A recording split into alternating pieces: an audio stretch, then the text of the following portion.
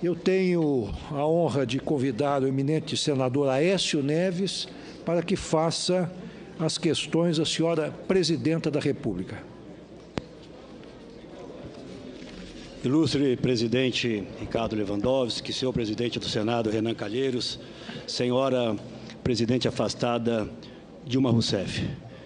Eu não poderia imaginar, e acredito tampouco Vossa Excelência, que depois de nos despedirmos no último debate presidencial, nos encontraríamos aqui hoje no Senado Federal nessa condição. Digo isso porque, acredite, não ajo hoje com nenhum sentimento de alegria ao questioná-la, mas ajo com o sentimento da mais absoluta responsabilidade que a minha função de senador me obriga a manter.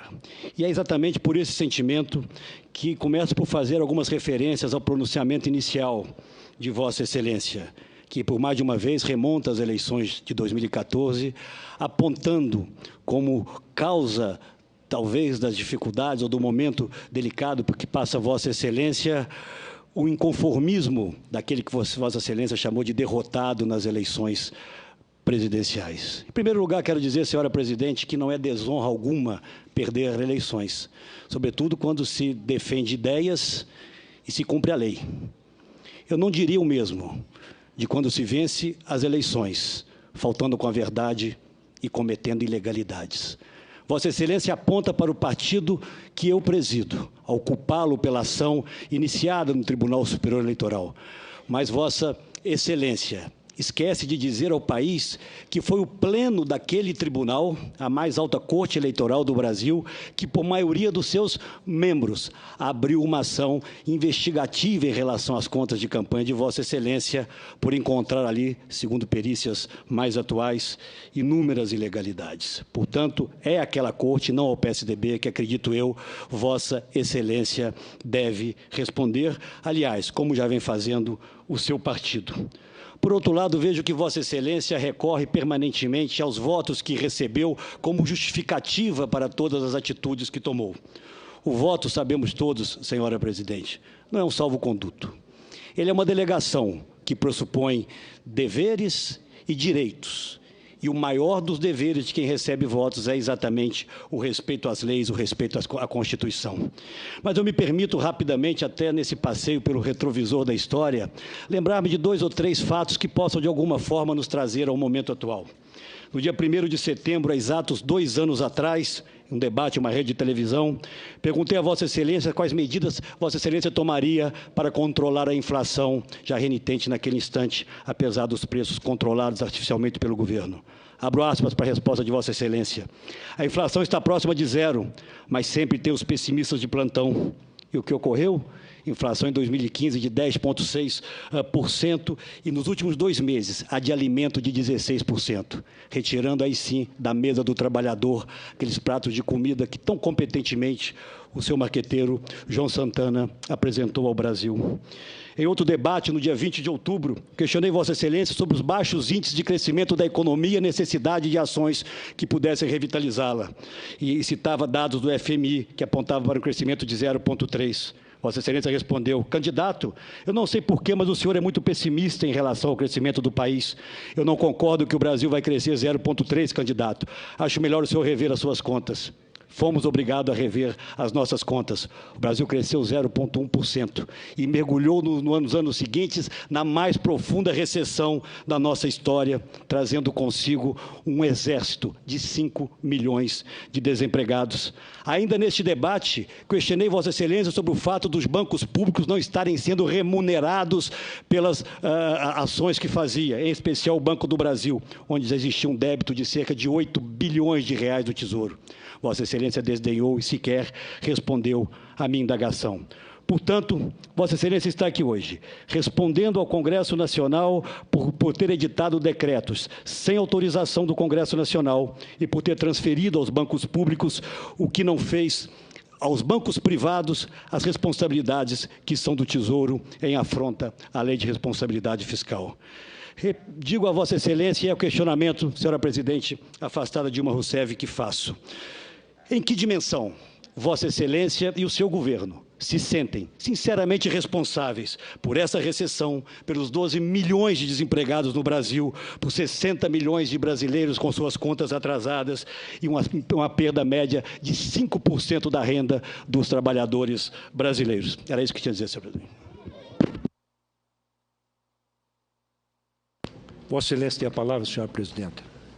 Senador Aécio Neves, eu também jamais imaginaria que depois dos nossos debates todos durante essa campanha eleitoral, que envolveu o voto de 110 milhões de brasileiros e brasileiras, nós nos encontrássemos aqui hoje.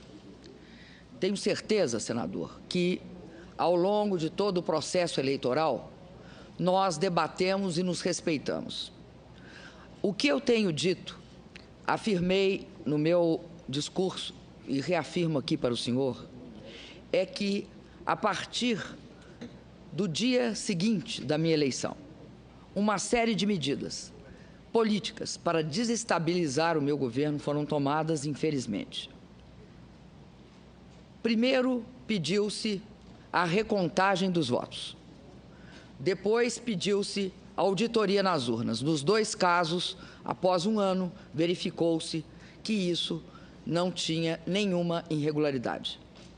Na sequência, senador, antes da minha diplomação, arguiu-se no TSE e levantou-se a necessidade de auditar as minhas contas. E isso foi feito, senador, e está em processo.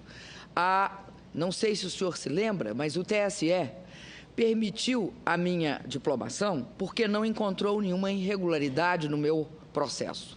Mas essa foi uma questão sistematicamente tornada objeto da disputa política que ocorre no Brasil após a minha posse no segundo mandato. Além disso, senador, quero lembrar ao senhor que também foi aberto contra as suas contas investigação pela Maria Tereza, juíza do TSE. Portanto, senador, não é esta questão. A partir daí, senador, sistematicamente, o senhor vem me acusando. Eu queria lembrar ao senhor que nós tivemos um ano específico e muito diferente em 2014. Só para a gente lembrar alguns fatos. Em 2014, apenas a partir de outubro, acentuando-se depois de dezembro de 2014, mas começa em outubro, há uma grande queda, a primeira grande queda no preço das commodities. Isso vale para o petróleo, para o minério de ferro, vale também para todas as commodities. Impacta a arrecadação na medida em que é através da tributação de lucros que nós temos essa contaminação no Brasil pela queda do preço do petróleo e do minério de ferro. Além disso, no dia 29, 3 dias, portanto, da saída, aliás, da nossa eleição no segundo turno, no qual eu ganhei a eleição do senhor, o que ocorreu? Não tem nada de mal ganhar ou perder a eleição. Não tem de mal ganhar e não tem mal perder. Aliás, eu saúdo todos aqueles que participam de eleições diretas, e o senhor é um, e tenho meu maior respeito por isso. Mas, continuando, 3 dias após a minha vitória nas eleições, portanto, eu tive o segundo turno no dia 26, no dia 29, começa o que se chamou tapering, ou seja, a saída dos Estados Unidos da política de expansão fiscal. Qual é a consequência? A consequência é elevação dos juros americanos e desvalorização generalizada das moedas. Este é um processo extremamente comprovável. Por quê? Porque não foi só o real, foram todas as moedas atingidas, provocando um efeito na inflação via o câmbio desvalorizado. A segunda ação, senador, foi que, não sei se o senhor sabe, mas o período úmido no setor de energia elétrica no nosso país, ele começa entre outubro e vai até abril. Em geral, no caso do Brasil, nós vínhamos de uma situação razoavelmente sob controle. E o que enfrentamos no final deste período úmido no Sudeste? Nós enfrentamos uma das maiores secas, que provocou, como eu já disse antes, por exemplo, a necessidade do contingenciamento da energia da água lá em São Paulo, por meio, inclusive, do fato que chegou-se ao volume, ou seja, um volume menor que o volume mínimo necessário para o abastecimento de água. Este fato levou, no caso do setor de energia elétrica, a uma situação gravíssima. Os reservatórios que estavam em 42% um ano antes caíram para 9%, mas só acelerou essa queda também a partir de novembro, dezembro e, fundamentalmente, a partir de janeiro. Enfim, todas essas três questões, elas são acentuadas gravemente final de 2014, início de 2015. Para não falar na questão relativa à desaceleração da China, que compromete a todos os países emergentes. Enfim, naquele momento, a crise que tinha sido contornada pelos países emergentes ao longo de 11, 12, 13, 14, inclusive a partir de 9 e 10, elas atingem fortemente os países emergentes. Eu vou lembrar de uma fala do Prêmio Nobel Stiglitz, que diz o seguinte: a crise no Brasil estava precificada, a crise econômica, ela ia ocorrer. O que não estava no cômputo era uma crise política das dimensões que o Brasil enfrentou. E essa crise política, ela se caracteriza pelo seguinte fato: 2 meses após a minha eleição, é pautada a questão do impeachment. É pautada não só pela pauta política da oposição de então, mas também pela pauta jornalística. E esta crise aprofunda de forma acentuada a situação econômica do país também. Ademais, elege-se o senhor Eduardo Cunha, presidente da Câmara de Vereadores, com o apoio da atual situação. Esta eleição do senhor Eduardo Cunha a presidente da Câmara em fevereiro, ela produz uma situação complexa para o meu governo. Essa situação complexa se caracteriza pelo fato de que os projetos que nós enviamos para buscar uma saída fiscal para a nossa situação, e lembrando que nós prevíamos, nós e o mercado, não fomos nós só, nós e o mercado prevíamos que isso, no final de 14, nós íamos ter um crescimento do PIB de 0,8, nós e o mercado. Bom, diante da ação sistemática de praticamente uma ação negativa no sentido de não aprovar as medidas que nós mandamos, ou elas são aprovadas parcialmente ou elas são rejeitadas. Soma-se a isso algo que se chamou pautas-bomba. Não foi eu que botei esse nome, pautas-bomba.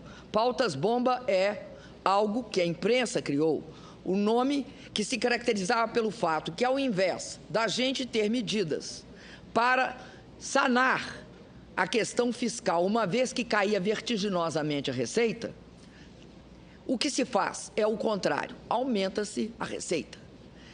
Além disso, quero lembrar que agora, no ano de 2016, isso atinge o clímax.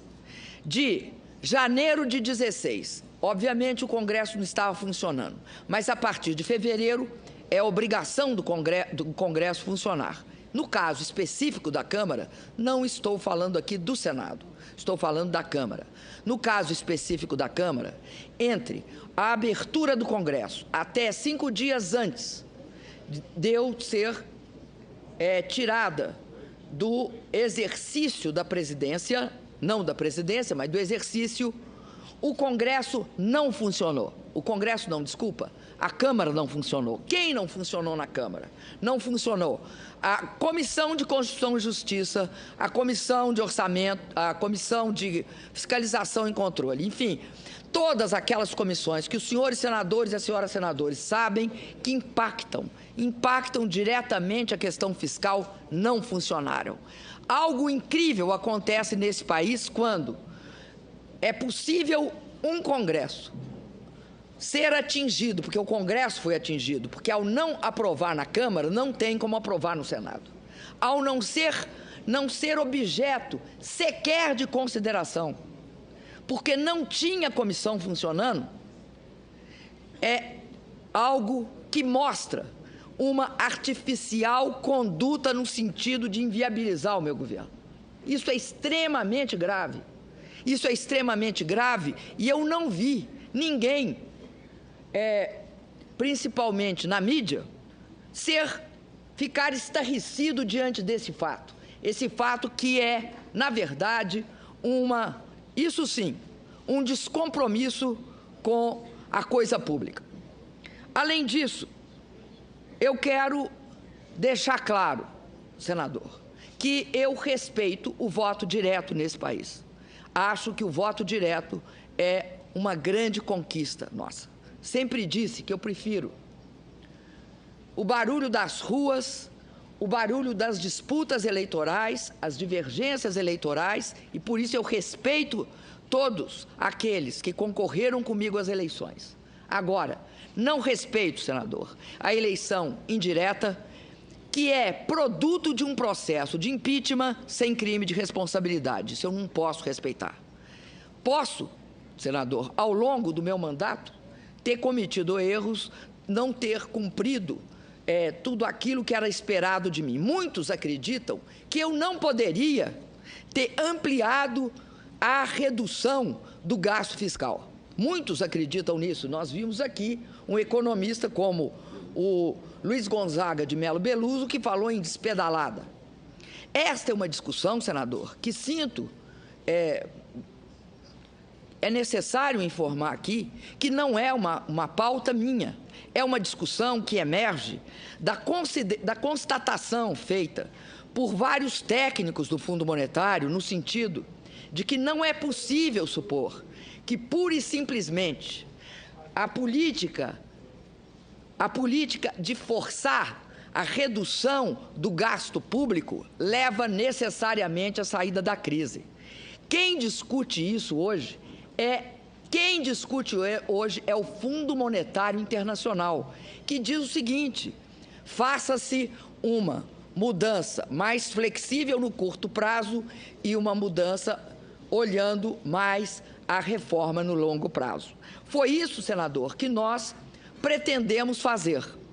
Podemos ter desconhecido o fato que, naquelas circunstâncias, com aquela forçação política, nós não conseguiríamos aprovar as medidas necessárias. Mas as medidas que nós propusemos, senador, são aquelas necessárias para esse país sair da crise. E mais, falaram aqui que o Brasil é um canteiro de obras. É um canteiro de obras que nós nos dispomos a concluir quando mandamos para o Congresso, no início de 2016, as nossas propostas de alteração do resultado primário de 2016. Porque nós achávamos que tratava-se de pagar todas as dívidas. Foi isso que nós propomos. Nós não propomos gastar esse dinheiro no momento de crise em outras coisas. Nós propomos gastar no pagamento dos orçamentos que nós já tínhamos comprometido e que, portanto, tinham sido reduzidos porque a receita tinha caído, o que tornava impossível a execução do orçamento naqueles padrões. Além disso, nós propusemos também um aporte à saúde. Então, tudo isso configura uma situação que eu queria dizer ao senhor. Não acho de maneira alguma que a situação que eu enfrentei, a situação que qualquer presidente da República enfrentará, diante de crises que são cíclicas no mundo atual em relação à economia internacional e não só ao Brasil, que essas flutuações cíclicas podem ser encaradas sem uma cooperação entre os diferentes órgãos do poder. Não podem, senador. E caso se tente, certamente, o 0,8 que nós e o mercado esperávamos no final de 14, quando começa a queda do petróleo, quando começa a saída dos Estados Unidos e a elevação do dólar e a redução do valor do real, nós não podemos aceitar, senador, que se insista e que se faça a política do quanto pior, melhor. Por quê? Porque eu acredito no direito sagrado da oposição defender uma política contrária da situação. Ela deve fazer isso, porque isso faz parte da riqueza democrática. O que ela não pode fazer é em nome do quanto pior, melhor. Impeça o país, com graves consequências para a população, de sair da crise. Isso não é possível. Eu tenho clareza, senador, que uniu-se duas forças diferentes. Uma força que, não sou eu que digo, foram gravados falando isso. Uma força que queria impedir que a sangria continuasse, com uma força que queria impedir que nós saíssemos da crise. É essa a grave situação em que estamos. E não estamos só à frente dos olhos da população brasileira, estamos à frente dos olhos de todo mundo. Muito obrigado, senador.